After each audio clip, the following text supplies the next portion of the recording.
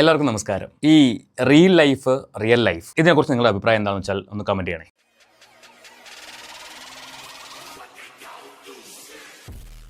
ഒരുപാട് പേര് real life എന്ന് പറഞ്ഞ് ചിന്തിച്ച് നടക്കുന്ന ആൾക്കാരുണ്ട്. അതുകൊണ്ട് തന്നെ റിയൽ ലൈഫിൽ നടക്കുന്ന കാര്യങ്ങൾ റീലായിട്ട്, അതായത് വ്ളോഗായിട്ട് ചാനലുകളിൽ വന്ന് സംസാരിക്കുമ്പോൾ അത് റിയൽ ലൈഫാണെന്ന് ചിന്തിക്കാതെ അതും വ്ളോഗാണ്, അല്ലെങ്കിൽ ഈ പറഞ്ഞ പോലെ വ്ളോഗ് പോലെ ഒരു കോണ്ടന്റ് പോലെ എല്ലാവരും കാണുമെന്ന് ചിന്തിച്ചുകൊണ്ട് വായി തോന്നിയത് കോതയ്ക്ക് പാട്ടെന്ന ലെവലിൽ പറഞ്ഞു വയ്ക്കും. അവസാനം കമൻറ്റ് ബോക്സ് എതിരാകുമ്പോൾ കമൻറ്റ് ചെയ്ത ആൾക്കാരെ കുറ്റം പറഞ്ഞുകൊണ്ട് നെഗറ്റീവ് പറഞ്ഞെന്നും പറഞ്ഞിട്ട് വന്നിരുന്ന് ന്യായീകരിക്കും.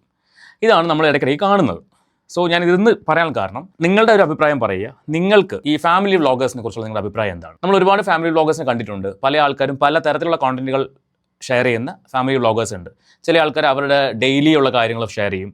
ചില ആൾക്കാർ പുതിയ പുതിയ കോണ്ടന്റുകൾ ഉണ്ടാക്കിയിട്ട് സൊസൈറ്റിക്ക് മെസ്സേജുകൾ കൊടുക്കുന്ന ലെവലിലുള്ള വിഷയങ്ങൾ ഷെയർ ചെയ്യും. അങ്ങനെയുള്ള ഒരുപാട് രീതിയിലുള്ള ഫാമിലി വ്ളോഗേഴ്സ് നമുക്ക് ചുറ്റുമുണ്ട്. അങ്ങനെ നമുക്ക് ചുറ്റുമുള്ള ഫാമിലി വ്ളോഗേഴ്സിൽ ഒരാളാണ് അരുൺ ആൻഡ് ഫാമിലി. അതായത് അവരുടെ ചാനലിന്റെ പേര് അരുൺ J224 എന്നാണ്. ഏകദേശം 3 മില്യൺ അടുപ്പിച്ച് സബ്സ്ക്രൈബേഴ്സ് ഉള്ള ഒരു ചാനലാണ്, യൂട്യൂബ് ചാനലാണ് അരുണിനുള്ളത്. ഇപ്പോഴത്തെ വിഷയം എന്ന് ചോദിച്ചു കഴിഞ്ഞാൽ, അരുണിന്റെ കല്യാണം തീരുമാനിച്ചു. ഈ കല്യാണം തീരുമാനിച്ച വിശേഷം ഷെയർ ചെയ്യാൻ വേണ്ടി അരുൺ ഒരു വീഡിയോ ഇട്ടു. അതൊരു വ്ളോഗാണ്. അതിനകത്ത് അരുണിന്റെ നാവ് ഒന്ന് പിഴച്ചു. ഈ നാവ് പിഴ എന്ന് പറയുന്നത് ചെറിയൊരു കാര്യമല്ല കേട്ടോ. ഇപ്പോൾ നമ്മളൊക്കെ വീഡിയോ ചെയ്യുന്ന സമയത്ത് പല വീഡിയോകളിലും അരുതാത്ത വാക്കുകൾ കയറി വരും. നമ്മൾ എഡിറ്റിംഗിലായിരിക്കും അത് ക്ലിയർ ചെയ്യുന്നത്. അതിന് കാരണം എന്താണെന്ന് ചോദിച്ചു കഴിഞ്ഞാൽ, നമ്മുടെ നാവിൽ നിന്ന് ഒരു ചെറിയ വാക്ക്, മോശപ്പെട്ട വാക്ക് കിട്ടാൻ വേണ്ടി കാത്തിരിക്കുന്ന ഒരുപാട് ആൾക്കാരുണ്ട്. മാത്രമല്ല, നമ്മൾ ഇത് സംസാരിക്കുന്നത് സോഷ്യൽ മീഡിയയിലാണ്. സോഷ്യൽ മീഡിയ എന്ന് പറയുന്നത് വൈഡായിട്ടൊരു പ്ലാറ്റ്ഫോമാണ്. അതുകൊണ്ട് തന്നെ അവിടെ പല തരത്തിലുള്ള, പല സ്വഭാവത്തിലുള്ള, പല ചിന്താഗതിയുള്ള ആൾക്കാരുണ്ട്. അതുകൊണ്ട് തന്നെ നമ്മൾ ഓരോ വാക്ക് പറയുമ്പോഴും ഒരുപാട് സൂക്ഷിക്കണം. നമ്മൾ ചെയ്യുന്ന റിയാക്ഷൻ വീഡിയോ ആയതുകൊണ്ട് തന്നെ നമ്മുടെ ഭാഗത്ത് എന്ത് തെറ്റ് വരും എന്ന് കാത്തിരിക്കുന്ന ആൾക്കാരുണ്ട്, അങ്ങനെ നോക്കിയിരിക്കുന്ന ആൾക്കാരുണ്ട്. അതുകൊണ്ട് തന്നെ കഴിയുന്നതും മോശപ്പെട്ട വാക്കുകൾ സംസാരിക്കാതിരിക്കാൻ പരമാവധി ശ്രമിച്ചു പോകാറുണ്ട്. കുറച്ച് നാളുകൾക്ക് മുൻപ് എൻ്റെ നാവിൽ നിന്ന് ഒരു വാക്ക് വന്നു. എൻ്റെ ഓർമ്മ ശരിയാണെങ്കിൽ ശവം എന്നാണെന്ന് തോന്നുന്നു. അത് കേട്ട ഉടനെ തന്നെ നമ്മുടെ ഒരു ഫാമിലി മെമ്പർ, നമ്മുടെ ഒരു സബ്സ്ക്രൈബർ, സ്ഥിരമായിട്ട് നമ്മുടെ വീഡിയോ കാണുന്ന ഒരാളാണ്, ഹരി എന്നാണ് പേര്.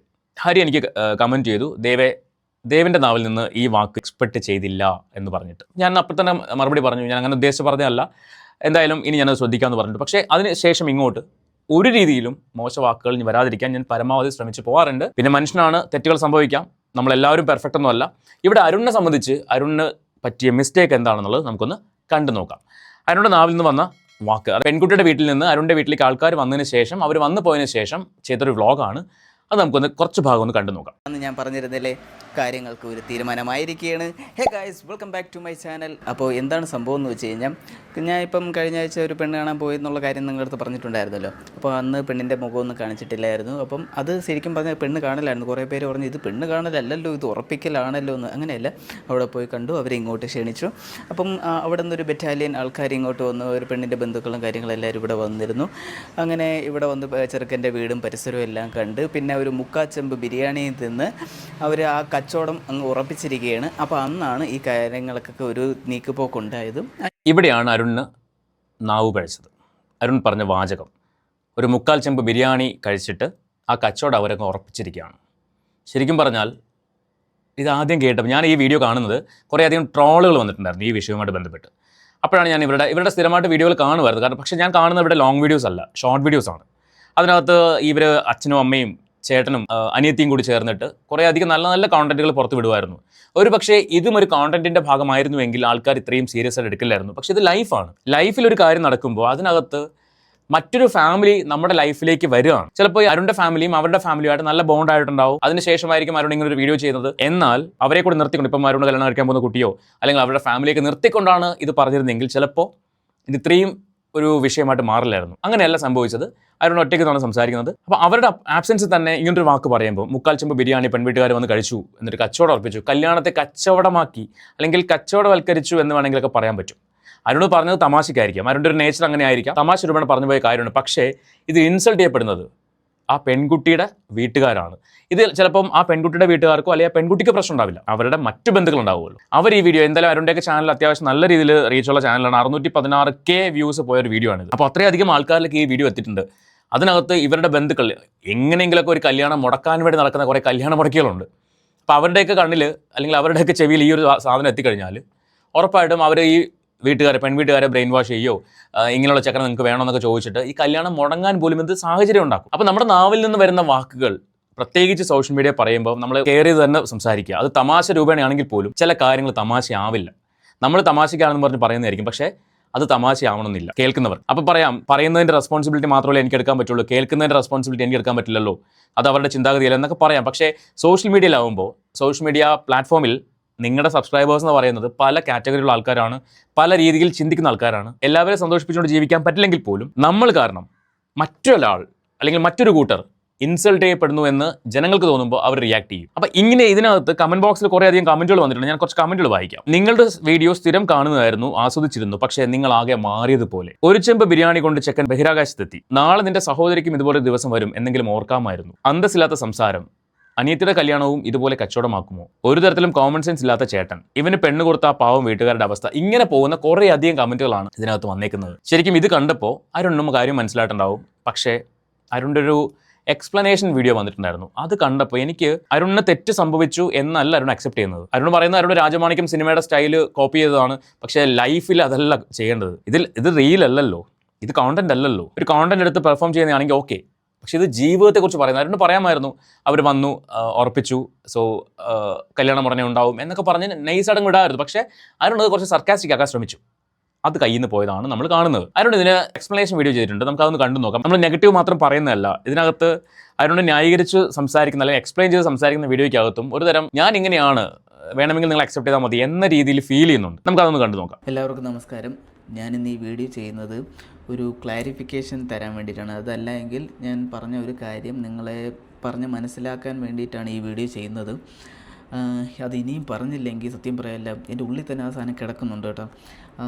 കാരണം ഓരോ ദിവസം കഴിയുന്തോറും ആൾക്കാർ എന്നെ ഇങ്ങനെ വളരെ മോശമായിട്ട് അല്ലെങ്കിൽ ഒരു അഹങ്കാരിയായ രീതിയിൽ എന്നെ ഇങ്ങനെ കണ്ടുകൊണ്ടേയിരിക്കുകയാണ്. അപ്പം അത് ഇനിയെങ്കിലും പറഞ്ഞില്ലെങ്കിൽ വീണ്ടും ഞാൻ നിങ്ങളുടെ മുമ്പിൽ അത് വലിയ ഒരു എന്താ പറയുക, ഒരു കുറ്റക്കാരൻ അല്ലെങ്കിൽ ഒരു തെറ്റുകാരനായി മാറും. അതിനേക്കാൾ നല്ലത് ഞാൻ ആദ്യമേ തന്നെ പറയുകയാണ്. ഞാൻ പലരും ഇങ്ങനെ കമൻറ്റിൽ വന്നിങ്ങനെ പറഞ്ഞപ്പോഴത്തേക്ക് അവർക്ക് അവിടെ മറുപടി ഞാൻ കൊടുത്തു. അങ്ങനെ എല്ലാവർക്കും ഓരോരുത്തരായി കൊടുക്കുന്നതിനേക്കാൾ നല്ലത് അത് വീഡിയോ ആയിട്ട് നിങ്ങളുടെ മുമ്പിൽ പറയുന്നതായിരിക്കും നല്ലതെന്ന് തോന്നി. അപ്പം ഞാൻ കഴിഞ്ഞ ദിവസം ഇങ്ങനെ വീഡിയോ ഇട്ടിട്ടുണ്ടായിരുന്നു, വെഡ്ഡിങ് സാരി എടുക്കാൻ പോയി എന്നുള്ള സംഭവങ്ങളെ. അപ്പം അത് ഭയങ്കര സന്തോഷത്തോടുകൂടിയാണ് ഞാനിങ്ങനെ ഒന്ന് പറഞ്ഞത്. അപ്പോൾ ഈ ഒരു ഇൻട്രോയിൽ ഞാനിങ്ങനെ പറഞ്ഞപ്പോഴത്തേക്കും ഞാനൊരു കാര്യം ഇങ്ങനെ പറഞ്ഞു, ഒരു സ്റ്റേറ്റ്മെൻറ്റ്, അത് റോങ് ഇൻറ്റൻഷനോട് പറഞ്ഞതല്ല, ഞാൻ ജസ്റ്റ് ഇങ്ങനെ വളരെ ലളിതമായിട്ട് അല്ലെങ്കിൽ ഒരു കാഷ്വൽ ടോക്കിൻ്റെ ഇടയിൽ ഒരു തമാശ രൂപേണ അങ്ങനെ പറഞ്ഞു പോയ ഒരു കാര്യമാണ്. അതായത് പെണ്ണ് വീട്ടുകാരൊക്കെ ഇങ്ങോട്ട് വന്നിരുന്നു, അവരൊക്കെ കണ്ടെല്ലാം ഇഷ്ടമായി. അങ്ങനെ നമ്മൾ പിന്നെ ഒരു മുക്കാച്ചെമ്പ് ബിരിയാണിയിൽ നിന്ന് അവർ ആ കച്ചവടം അങ്ങ് ഉറപ്പിച്ചിരിക്കുകയാണ് എന്നത് ഞാൻ പറഞ്ഞു. ആ സമയത്ത് ഞാനിത് പറയുന്ന സമയത്ത് എൻ്റെ മുമ്പിൽ അല്ല എൻ്റെ തലയിലേക്കുള്ള ഓടിക്കൊണ്ടിരുന്നതെന്ന് പറയുമ്പോഴത്തേക്ക് രായമാണിക്കത്തിൽ മമ്മൂക്ക പറയുന്ന സാധനമാണ് എൻ്റെ തലയിലും. അതെപ്പോഴും പെട്ടെന്ന് ഇങ്ങനെ തോർത്തുമുണ്ട് പിടിച്ച് നമ്മൾ ഈ കച്ചവടം ഉറപ്പിച്ചത്. അതോ എന്താ പറയുക, അല്ല ഒരു സീനുണ്ടല്ലോ, ഞാൻ ജസ്റ്റ് നേരത്തെ നോക്കട്ടെ.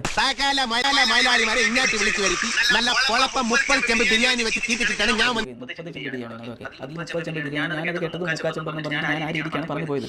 അല്ല, അപ്പം അതിന് കുറേ പേര് ഇങ്ങനെ നെഗറ്റീവായിട്ട് കമൻറ്റ് ചെയ്തിരിക്കുകയാണ്. അതിപ്പം കഴിച്ച ഇപ്പോൾ അരുൺ പറഞ്ഞല്ലോ, രാജമാണിക്യം സിനിമ കണ്ടിട്ടാണ് ഞാൻ ഇങ്ങനെ അത് ഓർത്ത് പറഞ്ഞു പോയതാണ്, 30 ചെമ്പിന് പകരം 3/4 ചെമ്പാണ്, അങ്ങനെ പറഞ്ഞു പോയതാണെന്ന് പറഞ്ഞു. ഞാൻ വേറൊരു സിനിമ ഡയലോഗ് ഓർമ്മിപ്പിക്കാം. കൈവിട്ട ആയുധം വാവിട്ട വാക്ക്, രണ്ടും തിരിച്ചെടുക്കാനാവില്ല, ഓർക്കണം, ഓർത്താൽ നന്ന്.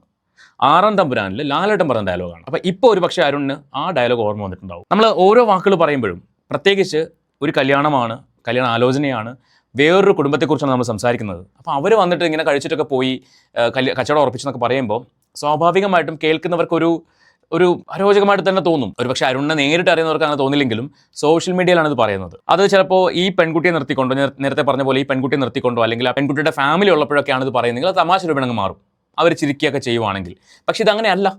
അവർ വന്നിട്ട് പോയതിന് ശേഷം അരുൺ ചെയ്യുന്നൊരു കാര്യമാണ്, ഒരു വീഡിയോ ആണ്. അപ്പോൾ അതിനകത്ത് ഇങ്ങനെ കേൾക്കുമ്പോൾ അങ്ങനെ ചിന്തിക്കുന്നതിൽ ജനങ്ങളെ കുറ്റം പറയാൻ പറ്റില്ല. കാരണം എല്ലാവർക്കും എല്ലാം റിയൽ അല്ല. പലരും ഈ ഫാമിലി വ്ളോഗേഴ്സിനെ കാണുന്നത് അവരുടെ കുടുംബത്തിലെ അംഗങ്ങളായിട്ടാണ്. പ്രത്യേകിച്ച് അരുണിൻ്റെ പെങ്ങള്, അരുണിൻ്റെ അമ്മ, അച്ഛൻ, നിങ്ങളൊക്കെ ഇഷ്ടപ്പെടുന്ന ഒരുപാട് ആൾക്കാരുണ്ട്. അപ്പോൾ അവരുടെ മുന്നിലേക്കാണ് അരുൺ ഇങ്ങനെ ഒരു സ്റ്റേറ്റ്മെൻറ്റ് കൊണ്ടുവയ്ക്കുന്നത്. സ്വാഭാവികമായിട്ടും അരുണിൻ്റെ ഒരു ആറ്റിറ്റ്യൂഡ് അല്ലെങ്കിൽ അരുണിൻ്റെ സംസാര രീതി, ഒരു അഹങ്കാരിയുടെ സംസാര രീതിയായിട്ട് ആൾക്കാർക്ക് തോന്നിയതിൽ തെറ്റു പറയാൻ പറ്റില്ല. അവർ നിങ്ങളെ ഇഷ്ടപ്പെടുന്നത് കൊണ്ട് നിങ്ങളെ തിരുത്താൻ വേണ്ടി കമൻറ്റുകൾ ചെയ്തു. പക്ഷേ ആ കമൻറ്റുകളെക്കുറിച്ചും അരുൺ പറയുന്നത്, കുറേ പേര് നെഗറ്റീവ് പറയുന്നു.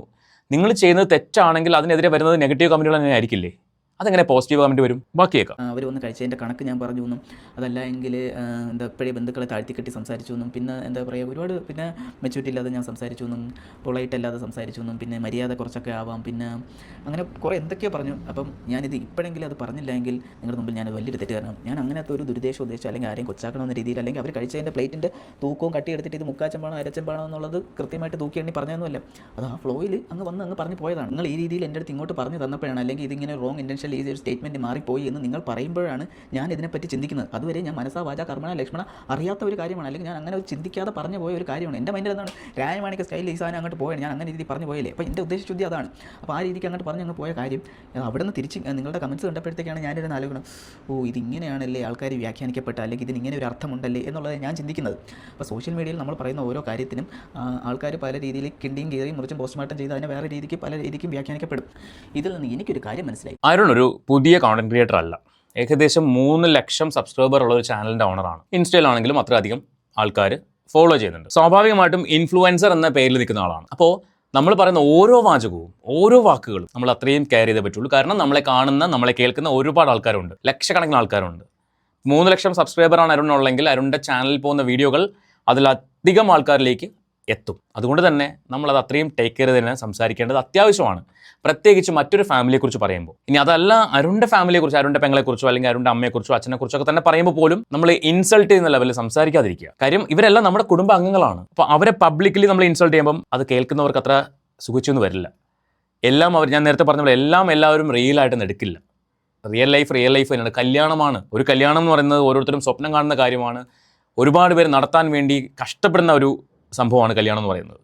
അപ്പോൾ അതിനകത്ത് വന്നിട്ട് ഈ സർക്കാസ്റ്റിക് ആയിട്ട് കൊണ്ടുപോകുക എന്ന് പറയുന്നത് നല്ലതാണ്. കോമഡി തമാശയൊക്കെ നല്ലതാണ്. പക്ഷേ എല്ലായിടത്തും അതങ്ങോട്ട് ആപ്ലിക്കബിൾ ആവണമെന്നില്ല. ആൾക്കാരെല്ലാവരും എല്ലാം ഒന്നും അക്സെപ്റ്റ് ചെയ്യണമെന്നില്ല.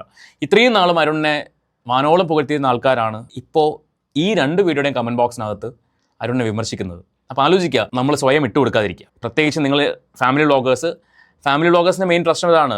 ഈ ഡെയിലി വീഡിയോ ചെയ്യണമല്ലോ. അപ്പോൾ അതുകൊണ്ട് തന്നെ എന്ത് പറയണം എന്ത് പറയണ്ട എന്നുള്ള ചിലപ്പോൾ ചിന്തിച്ചൊന്നും വരില്ല. പക്ഷേ അറ്റ്ലീസ്റ്റ് എഡിറ്റ് ചെയ്യുമ്പോഴെങ്കിലും ഇത് ചിന്തിക്കുക. ഞാൻ പറയാൻ പോകുന്നു, ഞാൻ പറഞ്ഞത് ശരിയാണോ, അത് എങ്ങനെ വ്യാഖ്യാനിക്കപ്പെടും. കാരണം ഒരാളുടെ മുന്നിലോ 2 പേരുടെ മുന്നിലോ അല്ല നമ്മൾ പ്രസൻറ്റ് ചെയ്യുന്നത്, ലക്ഷക്കണക്കിന് ആൾക്കാരുടെ മുന്നിലാണ്. അതുകൊണ്ട് പറയുമ്പോൾ ഒന്ന് കെയർ ചെയ്ത് പറയുവാണെങ്കിൽ.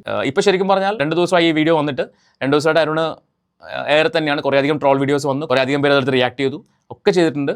സോ അരുണിന് കാര്യം മനസ്സിലായെന്ന് വിചാരിക്കുന്നു. സാധാരണക്കാരിൽ നിന്നും സാധാരണക്കാരായിട്ട് ജീവിതം തുടങ്ങിയ ആൾക്കാർ ഇന്നൊരു നിലയിലെത്തി നിൽക്കുമ്പോൾ നമ്മളിൽ നിന്നും ആൾക്കാർ എക്സ്പെക്ട് ചെയ്യുന്ന ഒരു കാര്യമുണ്ട്, നിലവാരം. ആ നിലവാര തകർച്ച നമുക്കുണ്ടാകുമ്പോഴാണ് ഇത്രയും കാലം നമ്മുടെ കൂടെ ഉണ്ടായിരുന്ന സബ്സ്ക്രൈബേഴ്സായിട്ട് നമ്മുടെ ഫാമിലി മെമ്പേഴ്സായിട്ട് നിന്ന ആൾക്കാർ നമ്മളെ വിലയിരുത്തുന്നത്. ഇവൻ പണ്ട് ഇങ്ങനെ നല്ലായിരുന്നല്ലോ, പണ്ട് വളരെ പാവമായിരുന്നല്ലോ, വളരെ സൗമ്യമായിട്ടാണല്ലോ സംസാരിച്ചിരുന്നത്, പക്ഷേ ഇപ്പോൾ ഇവൻ കാശിൻ്റെ ഹുങ്ക് കാണിക്കുന്നു, കാശിൻ്റെ പവർ കാണിക്കുന്നു എന്നൊക്കെ പറഞ്ഞുകൊണ്ട് ആൾക്കാർ വിമർശിക്കും. അതിന് വഴി നമ്മളായിട്ട് ഒരുക്കാതിരിക്കുക എന്നുള്ളത് മാത്രമേ എനിക്ക് ഈ കാര്യത്തിൽ പറയാനുള്ളൂ. നിങ്ങളുടെ അഭിപ്രായം തീർച്ചയായിട്ടും ആവശ്യമുണ്ട്. കാരണം ഈ ഒരു വിഷയം ഒരുപാട് ഫാമിലി ആയിട്ടുള്ള ആൾക്കാർക്ക് റിലേറ്റ് ചെയ്യാൻ പറ്റും. നിങ്ങൾ ഒരുപാട് കണ്ടിട്ടുണ്ടാവും. അപ്പോൾ നിങ്ങളുടെ അഭിപ്രായം തീർച്ചയായിട്ടും കമൻറ്റ് ചെയ്യാം. നമുക്ക് മറ്റൊരു വീഡിയോ ആയിട്ട് വീണ്ടും കാണാം.